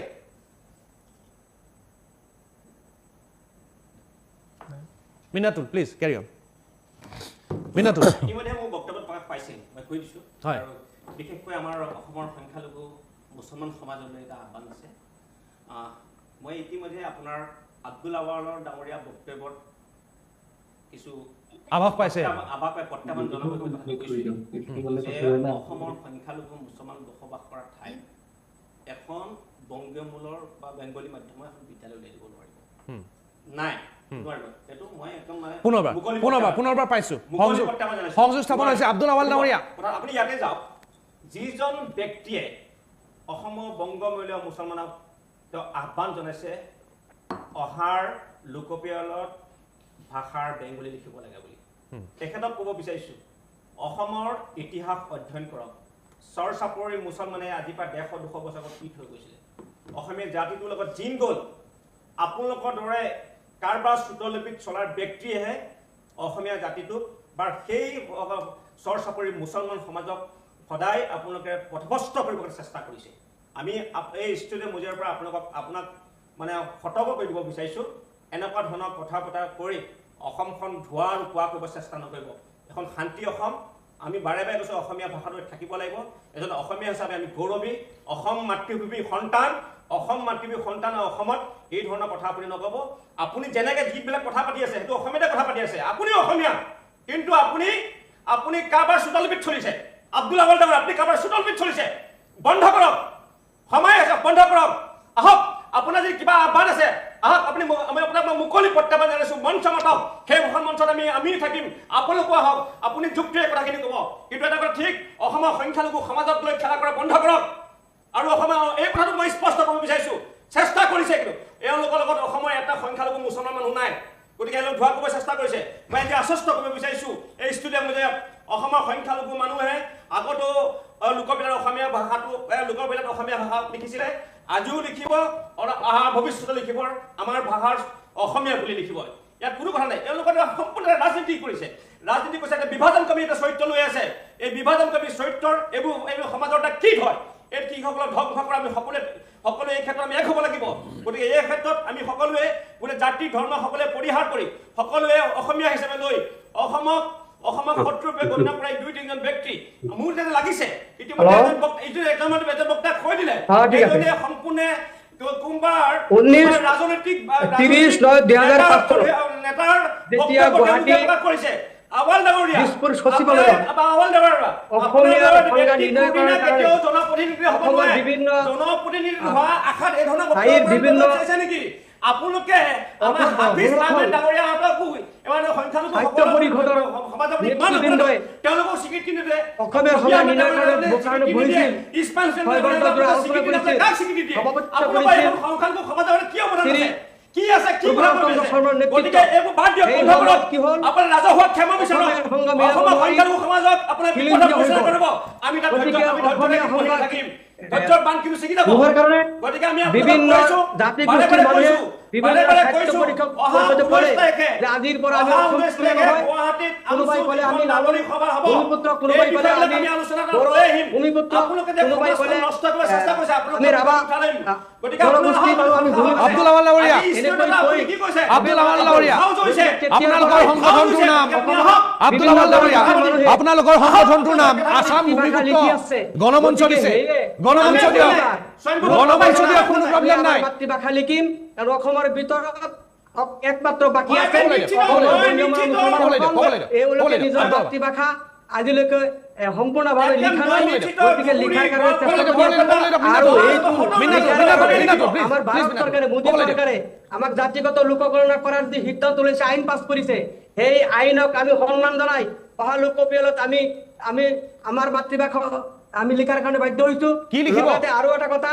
এই কথাটো আমাৰ মুখ্যমন্ত্ৰী চাহাবই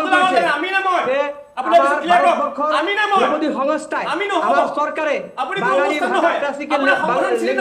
স্বীকৃতি দিছে গতিকে তেখেতক মই ধন্যবাদ জনাইছোঁ মুখ্যমন্ত্ৰী তেখেতে আমাৰ যি কথা আৰু আমাৰ মাননীয় মুখ্যমন্ত্ৰী চাহাবে কৈছে যে মাতৃভাষা যাৰ যি আছে সঁচাৰ আশ্ৰয় নিব লাগে সঁচা কথা লিখিব মিছা মেছেজ দিব নালাগে গতিকে আমি মিছা মেছেজ নিদিওঁ আমি সংবিধানৰ আওতাত আমি আমাৰ মাতৃভাষা আমি এইবাৰ বঙালী লিখিম বুলি সিদ্ধান্ত লৈছোঁ আৰু আমাৰ জনগোষ্ঠীটোক আহ্বান ৰাখিছোঁ আৰু আমি আমাৰ স্কুলৰ অসমীয়া বুলি ধৰি লৈছো আপোনাৰ গতিকে আমি আপুনি আহ্বান কৰিব। অসমীয়া ৰাজ্যিক ভাষা আমাৰ অসমীয়া গতিকে এই ক্ষেত্ৰত আমাৰ দ্বিমত নাই আৰু আমি অসমৰ বিভিন্ন জনগোষ্ঠীৰ লগত আমি সমন্বয় বিচাৰিছো আমি শান্তিতে বসবাস কৰিব বিচাৰিছো আৰু আমাৰ ওপৰত মিছা প্ৰলাপ আমি বিদেশী মানুহ আমি প্ৰবঞ্চনকাৰী মানুহ এইটোৰ তথ্য আজিলৈকে ওলাব পৰা নাই আমি বিদেশী নহয় আমি এইখন দেশৰ ভূমিপুত্ৰ আমি কোনো ৰাষ্ট্ৰৰ পৰা অহা নাই গতিকে এই কথা আমি আৰু মানি লওঁ আমাক বিদেশী বুলি ক'লে আমি তাৰ প্ৰতিবাদ কৰিমেই নহয় এতিয়া কথাটো হ'ল আপুনি যে কৈছে এক মিনিট আপুনি যে কৈছে ভূমিপুত্ৰ আপুনি যদি ভূমিপুত্ৰ অসমৰ তেনেহ'লে অসমীয়া কিয় নহয় আপুনি যে নিজকে বাঙালী বুলি কয় আপুনি ভূমিপুত্ৰ মানে কি ইয়াৰে ভূমিপুত্ৰ কোন অসম ভূখণ্ডৰ ভূমিপুত্ৰ কোন আমি ইয়াৰে ভূমিপুত্ৰ যদি আপুনি অসমীয়া কিয় নহয় আমি অসম ভূখণ্ডৰ প্ৰতিটো জাতি জনগোষ্ঠীৰ লোকে ইয়াৰ অসমীয়া লোক তেওঁলোকৰ জনগোষ্ঠীয় পৰিচয় বেলেগ হ'ব পাৰে কিন্তু অসমৰ প্ৰতিটো জাতি জনগোষ্ঠীৰ লোকৰ তেওঁলোকৰ ভূখণ্ড একে ভূখণ্ডত আমি বসবাস কৰোঁ আৰু একে সেন্টিমেন্ট লৈ আমি বসবাস কৰোঁ আমাৰ জাতি ধৰ্ম বেলেগ বেলেগ হ'ব পাৰে এই ভূখণ্ডত যোনে বাস কৰিছো আমি অসমীয়া বৃহত্তৰ অসমীয়া জাতি আপুনি নিজকে ভূমিপুত্ৰ বুলি কয় কিন্তু অসমীয়া কিয় নহয় আমি শুনক আমি অসমবাসী আমি এইখন দেশৰ ভূমিপুত্ৰ নাই আপুনি এটা কথা বড়ো জনগোষ্ঠীয়ে তেওঁলোকৰ নিজৰ ঘৰত কোৱাকে বা তেওঁলোকৰ আনুষ্ঠানিক তেওঁলোকে যিহেতু সংবিধান স্বীকৃত এটা ভাষা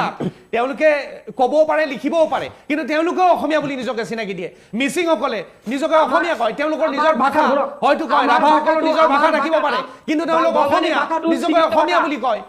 কাৰ্বিসকলৰ বেলেগ ভাষা থাকিব পাৰে কাৰ্বিসকল অসমীয়া আপোনালোকৰ কি সমস্যা আছে আমি অসমীয়া আমি অসমবাসী অসমত অসমীয়া যদি আমাৰ মাতৃভাষা বাঙালী না আপুনি যদি ভূমিপুত্ৰ হয় আপোনালোকৰ সংগঠনটোৰ নামটো সলনি কৰি ল'ব আপুনি যদি ভূমিপুত্ৰ হয় তেনেহ'লে অসমীয়া নাই আপোনালোকৰ কনচেপ্টটো ক্লিয়াৰ নহয় আপুনি যদি ভূমিপুত্ৰ আপোনাৰ সংগঠনটোৰ নাম যদি ভূমিপুত্ৰ আপুনি অসমীয়া জৰিয়তে আব্দুল আৱাল ডাঙৰীয়াক গুৱাহাটীৰ যিকোনো এটা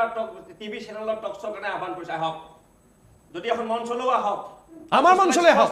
আমি ৰৈ আছো নেশ্যনেল ষ্টুডিঅ'ত আহক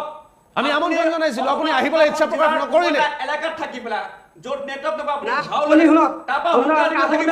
আপোনালোকে ভাবুকে দিয়ে কিয় কয় ভাবুকে দিয়ে দি কিয় কয় অসমৰ গোটেই ঠাইত আমাৰ যাব লাগিব আপুনি কেইখন বাধা নাই আপুনি কিয় কয় আপুনি আহক ষ্টুডিঅ'ত আপুনি আহক ষ্টুডিঅ'ত আপোনাক প্ৰহাৰ কৰিবলৈ মতা নাইতো আপুনি যুক্তিৰ আধাৰত কথাবিলাক পাতক যুক্তিৰ আধাৰত কথা পাতক তথ্য সহকাৰে কথা পাতক নহয় এতিয়া আপোনালোকে ভূমিপুত্ৰ নামটো কোনে দিছিল আপোনালোকৰ সংগঠনটো পঢ়া নাই আমি এইখন দেশৰ ভূমিপুত্ৰ আপোনালোকে কি কয় আপোনালোকৰ সদস্য কিমান আছে তাক আপুনি নাজানে মোৰ দৃষ্টিত আপুনি যিবিলাক কথা কৈ আছে এই মুহূৰ্তত আপুনি যিবিলাক কথা কৈ আছে মোৰ দৃষ্টিত স্পষ্ট ৰূপত আপুনি বিদেশী বলালে হয় কাৰণ এজন প্ৰকৃত অসমীয়াই আপোনাৰ দৰে এনেকুৱা হস্তীয়া তৰল কথা বতৰা নকয় গতিকে মোৰ দৃষ্টিত মই স্পষ্ট আপুনি বিদেশী বঙালী হয় যাৰ কাৰণে আপোনাৰ মানসিক যিটো আপোনাৰ স্থিতি আপোনাৰ কথা বতৰা সেইটো প্ৰতীয়মান কৰিছে বাদ দিয়ক সেইবিলাক কেতিয়া কি আছে যদি আপুনি কামৰূপ ডিষ্ট্ৰিক্টৰ আপুনি যদি আপুনি নহয় পৰৱৰ্তী পৰ্যায়ত অসম হৈছে তেনেহ'লে আপুনি বিদেশী বঙালী আপুনি অসম অসমীয়া স্বাৰ্থত অৱস্থান লওক ঠিক আছে আপুনি বাঙালী বুলি চিনাকি দিছে আনকো আপুনি উৎসাহিত কৰিছে বাঙালী লিখক বুলি নিজৰ পৰিচয় কিয় উৎসাহিত কৰিছে আপুনি প্ৰাগজ্যোতিষপুৰৰ কথা কৈছে আপুনি কামৰূপৰ কথা কৈছে তাহানিৰ দিনৰ পৰা ৫,০০০ বছৰৰ ইতিহাস বুলি কৈছে ইয়াত আপোনালোকৰ বসতিৰ তাৰ পাছত আপুনি কেনেকে অসমীয়া নহয় পাৰে আৱাল ডাঙৰীয়া কি ধৰণৰ কথা কি ধৰণে যদি আপুনি নহয় তেনেহ'লে ভূমিপুত্ৰ কিয় লিখে নহয় আপোনাৰ সংগঠনটোত কিমান সদস্য আছে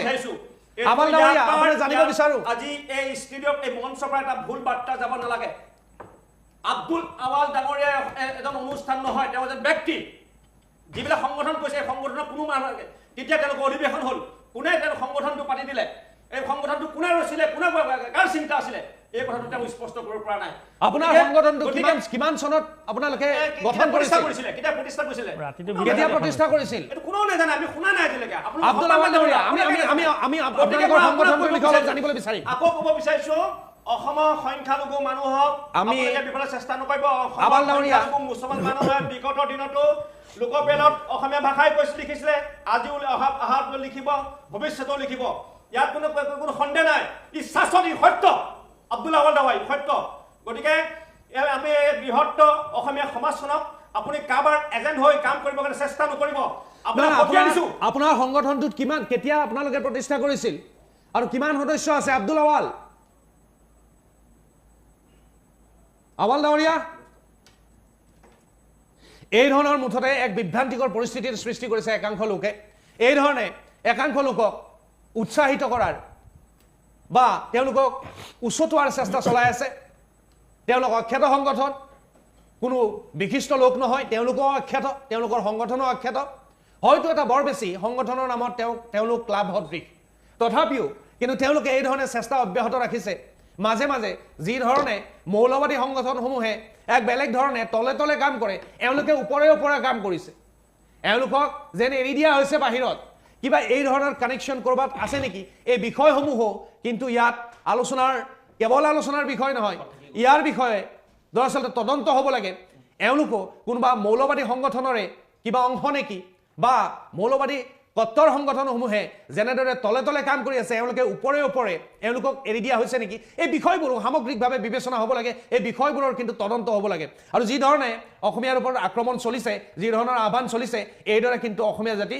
ভৱিষ্যতে সমস্যাত পৰিব যদিহে এইসকল লোকক এতিয়া নিয়ন্ত্ৰণ কৰা নহয়। যিয়ে নহওক, আটাইকেইগৰাকী অতিথিকে গুৰুত্বপূৰ্ণ আলোচনাত অংশগ্ৰহণ কৰাৰ বাবে ধন্যবাদ জ্ঞাপন কৰিছোঁ। আৰু অপেন ফৰ্মৰ পৰা মই চন্দ্ৰশেখৰ চৌধুৰী বিদায় লৈছোঁ। ধন্যবাদ।